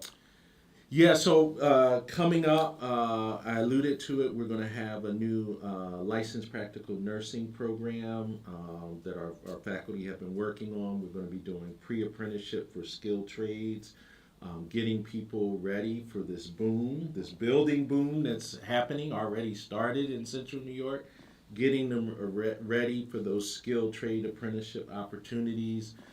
So that's kind of on the horizon here. We're going to be doing some work in SRC Arena, replacing the track. It's at its end of life, so we're going to have to do that. And so those are some of the kind of things that are on the immediate horizon. We started our certified nursing assistant program last fall, home health aides. So we're really looking at a variety of ways that we can continue to impact the community for good. So it's exciting. Yeah. Well, let's jump into rapid fire. You and I will go back and forth. All You right. can ask any topic, any Okay. question. Okay. You get to ask me the first question. Oh, I do. Okay. This is gonna be controversial. Who's gonna be the next basketball coach at Syracuse University? This is tough. So honestly, I thought, and I have for a while thought, that not giving Jerry McNamara a phone call would be a massive mistake. I don't know why people think he's going to wait a year and then he's going to get all these calls. I think, and I don't know why I think there's going to be 6, but I think he's going to has already gotten, in my opinion, plenty of phone calls. And people like to hire potential, and taking Siena out of the basement of the MAAC, winning the MAAC, they're in the tournament, Syracuse is not. Hofstra's in the tournament, Syracuse is not. So I think Jerry would be a great thing. I was very confused that there's people that call themselves Syracuse fans that have not only such anger toward Jim Boeheim, but anger toward any tree connected to him, any branch, and I don't know why. Yeah, I don't know. So I think that's unfair. But I mean, there's different names that I've heard. There's some that would be out of left field to some people, but you have to understand, with a new director of athletics, Brian Blair, he has his people. So if there's someone on the list that you don't know or you don't like or you don't understand, he has his list. And I am a firm believer that people always, in leadership, always have lists in their pocket. Yeah. And you scratch off this name, you add this name, but you always have the list. And so I think there's some people on there that might be outside, and maybe Jerry, but I'm okay with them choosing Jerry, but I'm also okay with them going to a place where maybe Brian's looking. And I'm gonna listen. He took this job. He believes in himself. He talked about integrity and a lot of things you talked about, and he has every right to make the decision. Yeah. My question back to you. Yeah. All right, so you're the president of Onondaga Community College. If you were the president of the United States. Ooh, wow. Okay. I want to know who your vice president would be. Oh. And I want to know the first thing you would do in office, your first executive order. Ooh, that's a good one. Vice president, I would probably, it's probably somebody who isn't alive today. Okay. There was a very instrumental person in Philadelphia when I was growing up. There were several people. Sonny Hill was a big legend. He ran all the basketball tournaments. Really did some great stuff.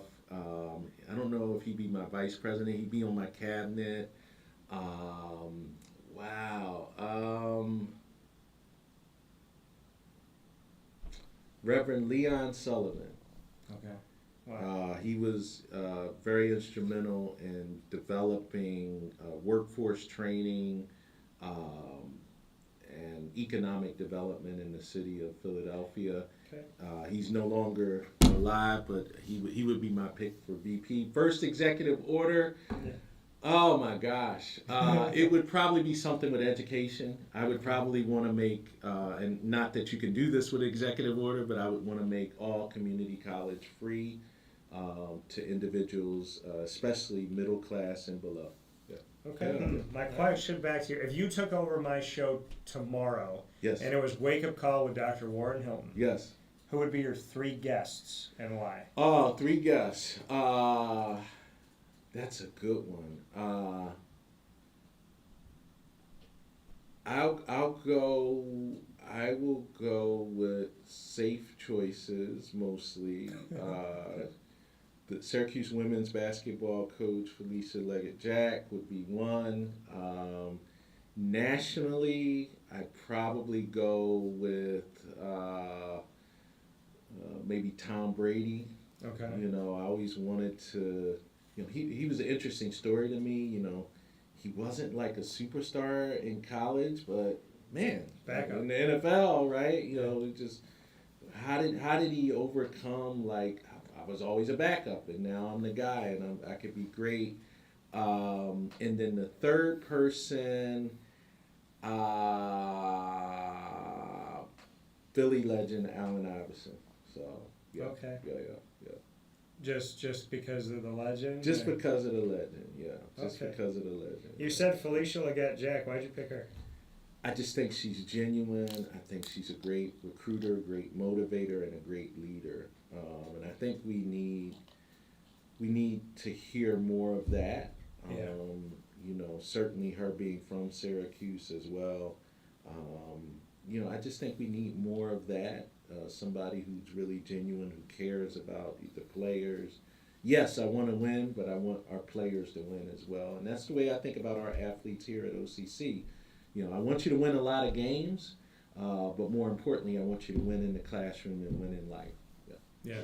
And she's fun to talk to. Maybe Fran Brown as well, because he's got the Camden, New Jersey, Philly connection. But yeah. Okay. Yeah. What's your last question for me? Last question for you. Favorite food? That's tough. I'm Italian and Hispanic, so I'm spoiled. Okay, yeah. I'd probably say a really good big slice triangle thin crust just pizza. Yeah. And if I go somewhere I've never been, I'm like, give me a cheese. Yeah. 'Cause if you you gotta can't- get the cheese. Yes. If you can't handle Yes. mac and cheese pizza, Thank you. close down. Thank you. Thank you. I say the same thing. People are like, oh, That's my test. Get the pepperoni, get the this, they got the specialty. No, I want a cheese pizza. Can you do that? That's my test. All right. That's my test. To New them. York style? New York style. Okay, all right. Because, New you York know, style. there's New York, Chicago, Detroit, you know. There's the coal fire up in New England. No, you gotta do New York, and Syracuse doesn't get enough credit. I mean, there's a lot of Italians came off the boat and came here. Yeah, a lot of good pizza here. Shout out to the Italian food Yeah. and the food scene in Central and Upstate New York, Absolutely. including Syracuse. My question back to you. So I have my own sandwich at Mother's Cupboard that I got to create. Yeah. And I've created a bunch of ice cream sundaes at Carvel, DeWitt. So my question to you is, if we were going to create the Hilton, what meal would it be and what place would you put it in? Oh boy. Oh boy. Oh my goodness. I was gonna, because I really do like Italian. I like Mediterranean. It would probably be something with macaroni and cheese. Okay. And fish, maybe fried fish, macaroni and cheese. Where would I put it? Oh boy. I tell you what, I know where I would want to put it. I would put it on a food truck. On a food truck? Yeah, so that everybody, we could travel around and, anybody and everybody can eat it. Yeah. Okay. Yeah. The alternative would be a chocolate chip cookie. that could be featured at Insomnia Cookies.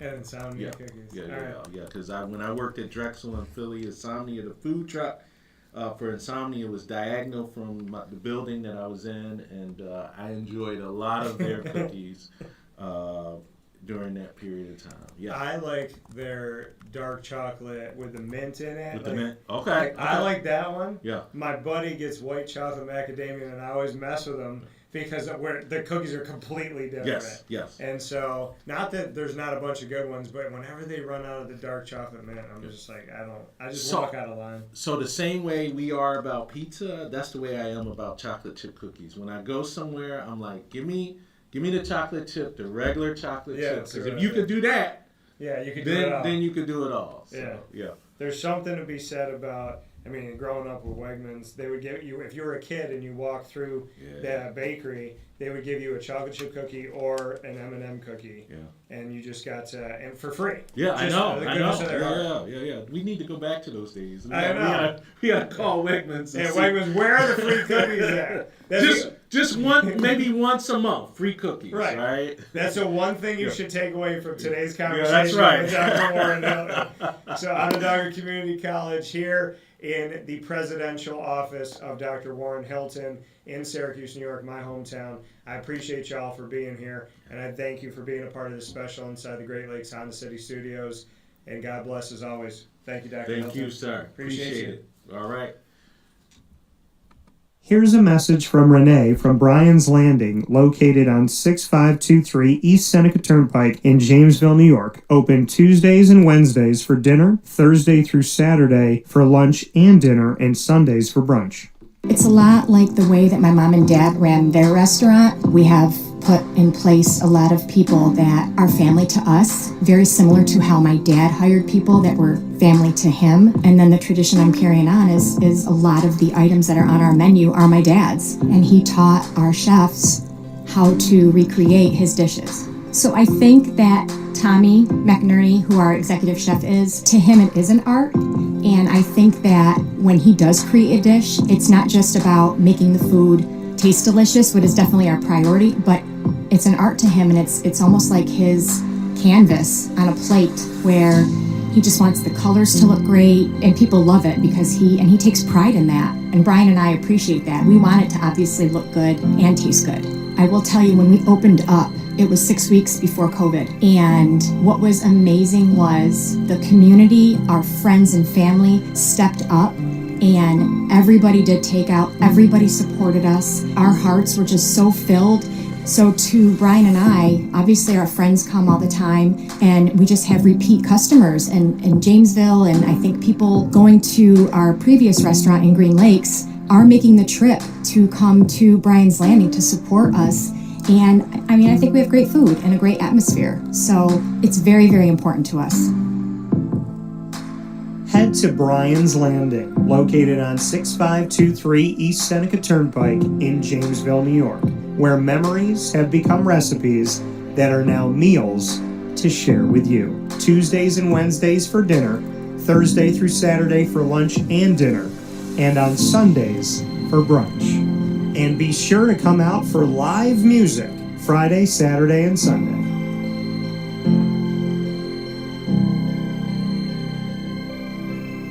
Life gets busy, and sometimes that means us running around. So K-9 Kamp Dog Daycare offers you an opportunity to give your dog a place to stay while you take care of what you need to throughout the day. K-9 Kamp Dog Daycare is located on 228 Old Bridge Street in East Syracuse, New York. You can see it from the highway, and it's just off of Erie Boulevard across from BJ's Wholesale Club. Call 315-437-7110. That's 315-437-7110 to schedule an appointment to bring your dog in and tour the facility. Appointments are Monday through Thursday after 6:30, where you and your dog can see everything that K-9 Kamp Dog Daycare has to offer, including a self-serve dog wash and a retail store filled with all of your dog's wants and needs, including food, treats, harnesses, leashes, and more, making K-9 Kamp Dog Daycare your one-stop shop for your furry loving friend. Right, Lily?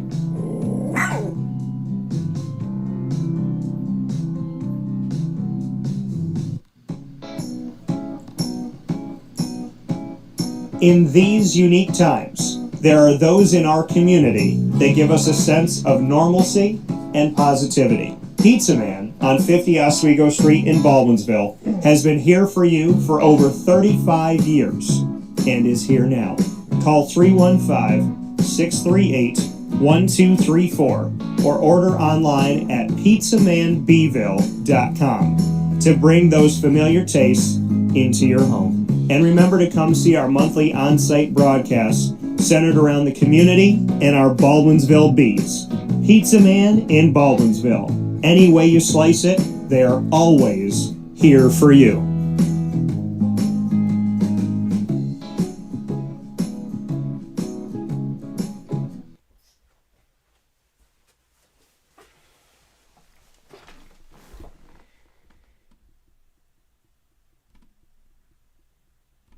And a big time thanks to Gray's Craze charcuterie boards and boxes in Clay, New York.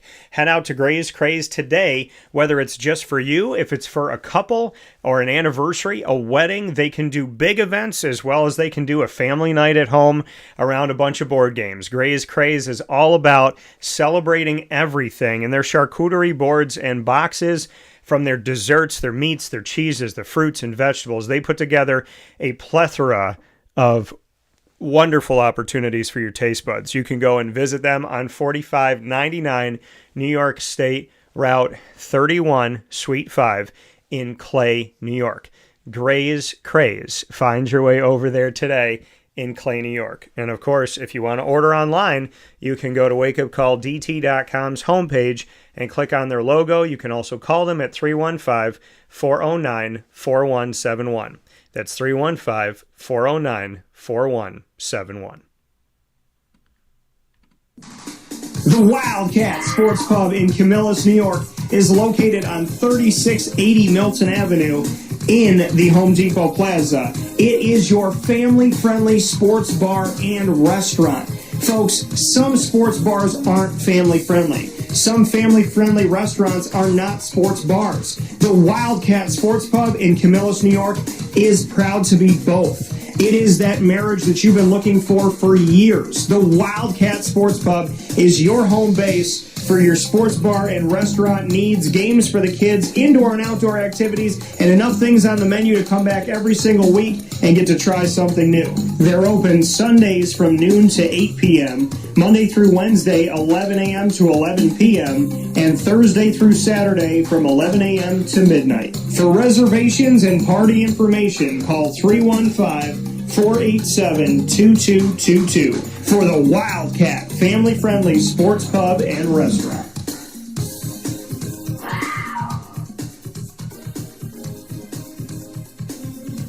GG Cards and Breaks. Like, comment, subscribe. GG Cards and Breaks, coming to you on 639 Delmar Place in Syracuse, New York, is your one-stop sports card and trading card shop. Go and be a big kid today. Doesn't matter your age. I know what it was like to go into a sports card shop with my mom and my grandma growing up when I was like 9 years old. And now, all these years later, I still feel that same awesome excitement when I walk into GG Cards and Breaks. Whether it's opening a pack or boxes, or if it is just looking through the singles, the graded cards and whatnot, GG Cards and Breaks has something for everyone, so you can get closer to your favorite players, your favorite teams, as well as the games that you play. For my TCG players, my trading card game players, you could find so many great things at GG Cards and Breaks on 639 Delmar Place in Syracuse, New York. We look forward to seeing you there Tuesday through Saturday from 10 to 6 and Sundays from 10 to 5. Big time shout out to Chick-fil-A in DeWitt, corner of Bridge Street and Erie Boulevard. You can't miss the giant brick building that is right there for you with the double drive-through as well as the massive parking lot. Chick-fil-A in DeWitt can be with you right here today just by driving over there. You can order on the app, go inside, or go through the drive-thru. They're also there for fundraising and catering at Chick-fil-A DeWitt, and they are featuring their Nostalgia Jalapeno Ranch Club Chicken Sandwich in the original, the spicy, as well as the grilled. And, of course, you can get their strawberry hibiscus beverages. We look forward to seeing you out there today. Hey everybody, this is Rockney Roberts from Willow Rock Brewing Company. We are here in Cicero at the Willow Rock Pizza Pub. And I'm Kevin Williams, also from Willow Rock Brewing Company. Happy to be here and happy to be partnering with CNS and Dan Tortora. You want some place where you can feel comfortable and hopefully ingratiate yourself with the community. And Kevin, he grew up right down the road from here. I grew up in Brewerton, so not too far away. We know the area, we know the people, they're great, and we were just really excited to be able to come to the area. Yeah, and having the opportunity to meet some of these coaches, some of the people in general already, and seeing the CNS colors kind of around, and already partnering on a smaller level with individual teams really made this make sense to us to really formalize kind of a partnership with the school and get this rolling. You know, Willow Rock to me has always been about high quality beverages, high quality experiences, and now high quality food in our pizza pub. You know, that was something new for us when we came to Cicero. Right from the drop, we knew we were going to have a focus on the highest quality food to go with our high quality beer. At the Willow Rock Pizza Pub, you're getting high quality, hand cut, top notch ingredients. We're open for lunch. That's a really important thing for us, is to be able to get that person in here like, hey, you only got 30 minutes for lunch,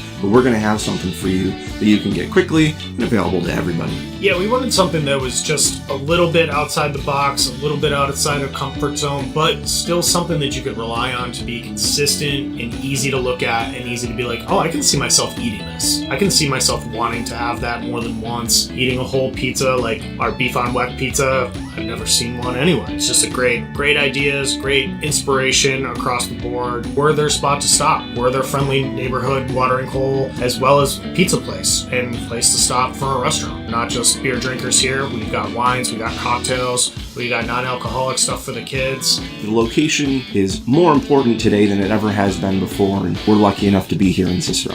The Willow Rock Pizza Pub is a place where you can bring your family. You can come in, you can grab a soda, you can relax. You can come after a game, before a game, your parents, your grandparents.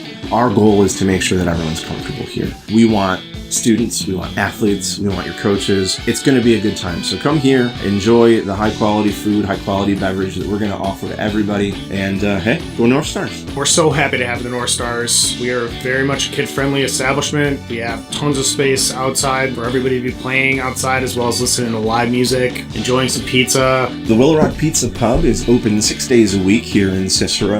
That is Tuesday through Sunday. And our website is willowrockbrew.com, and our socials are at Willow Rock Brew. So find us on the net, find us in person. We'll see you soon.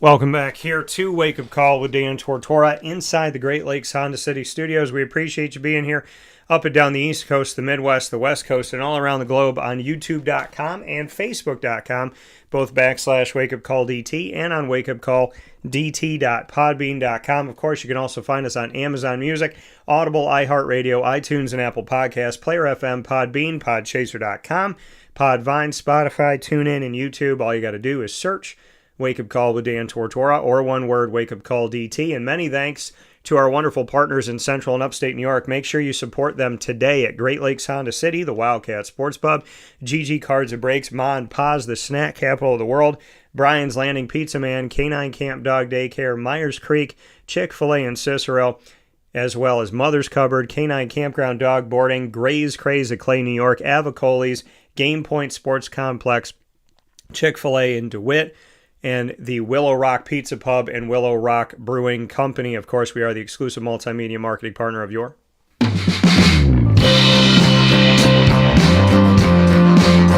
Binghamton University Bearcats. Find the Bearcats every single Tuesday during Bearcat time at 10 a.m. Eastern Time. The Bearcats are here with you Tuesdays at 10 a.m. Eastern Time with student athletes, coaches, administration, and alumni. You can find your Bearcats by going to youtube.com /WakeUpCallDT and click subscribe, hit the notification bell, make sure you check out the Binghamton playlist. The Bearcats are also on WakeUpCallDT.com's homepage and underneath the exclusive partners tab. For more information, go to BinghamtonBearcats.com and go Bearcats. I hope you all have a wonderful day. Thank you for spending this week with me, and thank you as always for spending time with me here on Wake Up Call. This show is to reach out to you, to help you smile, help you get through your workday a little bit better, and to have fun together. So I appreciate our conversations. I appreciate our time. And I appreciate all of you. Facebook at Wake Up Call DT, X at Call DT, Instagram at Wake Up Call _DT. Thank you to you all for listening to the Annoying Moment of the Week. Thanks to Myers Creek for the Central and Upstate New York High School Player of the Week. Shout out to Chick-fil-A Cicero with Lead, Learn, Evolve, Ad-Lib, and Deliver. Shout out to our Top Dog of the Week, proudly presented by K-9 Kamp Dog Daycare, this week celebrating the UCLA Bruins women's basketball team. And many thanks to Dr. Warren Hilton, the president of OCC. In the meantime, as we always say from the Great Lakes Honda City Studios, God bless, no stress, do your best. We'll talk soon.